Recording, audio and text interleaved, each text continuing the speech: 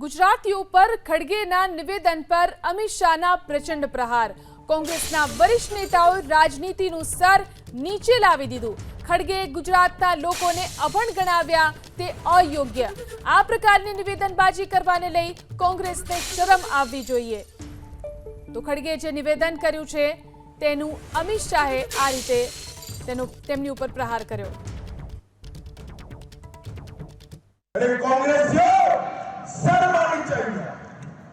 जिस गुजरात में दयानंद सरस्वती, महात्मा गांधी, सरदार वल्लभभाई पटेल, विक्रम साराभाई, महान टाटा और नरेंद्र मोदी जैसे नेता दिए, उस गुजरात को आप अनपढ़ कह रहे हैं।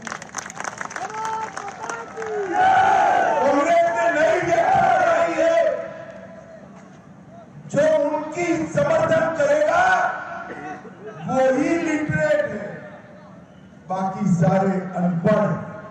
कांग्रेस वालों, पूरे देश की जनता आपका राह देख रही है। एक बार चुनाव के मैदान में आइए, आपकी जमानतें जब्त होने वाली है। जमानतें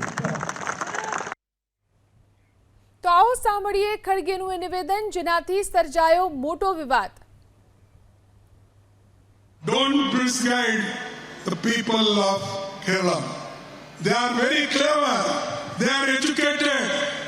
Modi ji, Vijay, you both can fool people who are illiterate in Gujarat or in other place.